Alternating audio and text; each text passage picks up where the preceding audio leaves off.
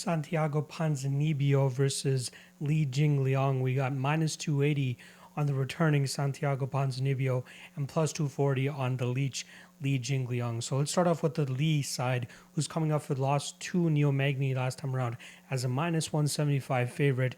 A lot of people were writing off the underdog and the veteran in Neil Magny, thinking that this was the time for Jingliang to really, pan out and become that or fulfill the potential that we saw from him several years ago when he first made his debut in the UFC. A lot of people are high on Li. He did take a couple of losses early in his UFC career. However, he managed to string together three straight victories, two of them over David Zavada and Elizeu Zaleski dos Santos, who Dos Santos was on a bit of a tear himself too before running into the Leech. Zaleski was actually a minus 255 favorite going into that, and the Leech did end up springing the upset there, but unfortunately wasn't able to get the job done against the veteran Neil Magny. Neil Magny went out there and absolutely big brothered Jingliang and actually showcased, cardio and the grappling skills that Neil Magny actually has that a lot of people were overlooking in this matchup. Now, Li, he seems to be that guy that really likes to get things done with his hands, not to mention that side kick that he landed perfectly on David Zavada to actually drop him and get that finish near the end of that fight. And even in the Elizeu Zaleski dos Santos fight, showed great power in his hands, eventually putting away Zaleski, I believe, with roughly 9 seconds left in the fight. So he shows that he has power in his hands for sure. However, more often than not, we don't really see as many finishes on his side, at least in terms of hitting that over 1.5, which is a spot that I'm most confident in this fight. Kind of surprised that the odds makers actually went with the 1.5 rather than the 2.5. I'd be a little bit more skeptical if we had to go those extra 5 minutes. However, 7.5 minutes I think is a great amount of time for this type of fight. So the Leech, we know he likes to rely on his striking and his hands, but he isn't really super high output, but also really looks to be a little bit more patient with his approach. And when he does throw with a lot of bad intentions. Most of his striking does come from his hands, which is his primary approach, but he really just tries to feint and looks for openings on his opponents. He rolls very well with shots as well too, which is why he's only been finished once in the UFC, which was over 5 years ago, and that was only by a rear naked choke by Keita Nakamura. On the flip side, we got Santiago Ponzinibbio, who hasn't fought since he beat Neil Magny. I believe that was a headlining fight he had against him, Bueno Aires, Argentina, where he headlined the fight night there against Neil Magny in front of his hometown, in front of his home crowd, and was able to put together a masterful performance, eventually putting away Neil Magny in that fourth round.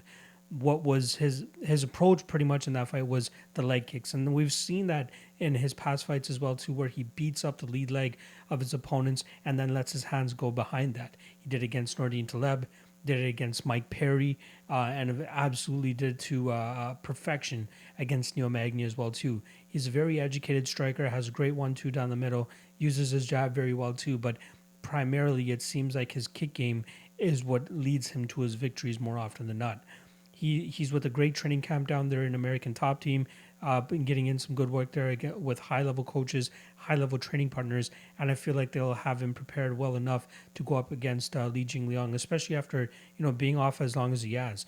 I believe the last time he fought was in the ending of 2018, so we're talking about just over 2 years and roughly 3 months of a layoff for Santiago. What kept him out of those fights or kept him out for that long was an infection in his knee of some sort. Luckily for him, he managed to battle back from that and is now ready to resume his MMA career, especially when it's kind of at his pinnacle as well too. Like coming off a big win over Neil Magny, especially as a headliner, definitely puts you up there as one of the top prospects in that division. Not even just prospects; he's fully, he's fully panned out into that potential that we had from. Heck, he was even supposed to fight Robbie Lawler at UFC 254 at the end of 2019. However, he gets pulled from that due to the infection, and now he's kind of just dipping his toes back in the water in terms of getting back into the UFC.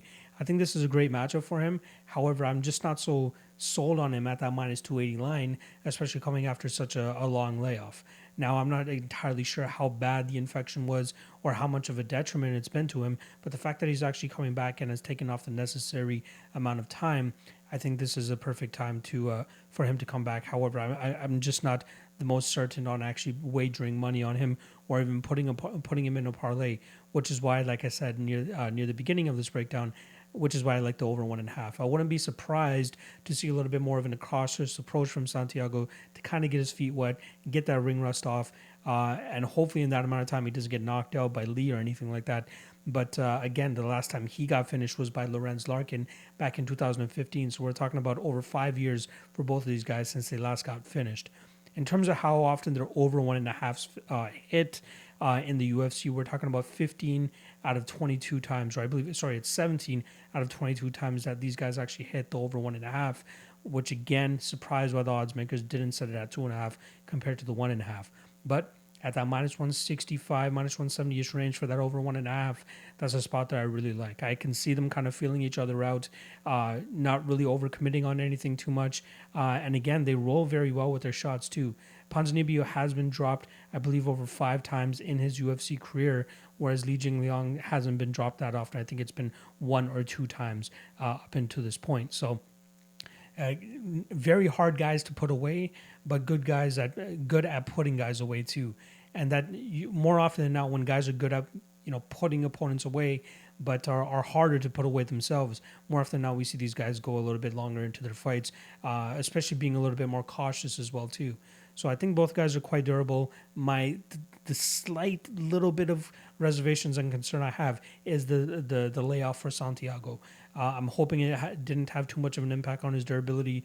I'm hoping it doesn't start too slow where he just tries to get comfortable once again and then gets caught by something from Lee. But I just don't see that happening. I truly think that the over is the spot here. The juice on Santiago is a little bit too high, and I think the skill discrepancy when it comes to the striking game is a little bit too wide between Lee and Santiago to truly go out there and place a bet on Li Jingliang. I'm not going to hate on anybody or talk down on anybody that's taking Lee here, as I do think that this could be a prime spot to take advantage of of a plus 240 favorite or plus 240 underdog in Lee. However, I just think that if Santiago shows up with not missing a step or anything like that, or even like 50% of what we've seen before, he could absolutely go out there and win a decision here against the Leech. So I'll go with Santiago Ponzinibbio to win this fight via decision, but the spot that I like most in this fight is the over 1.5.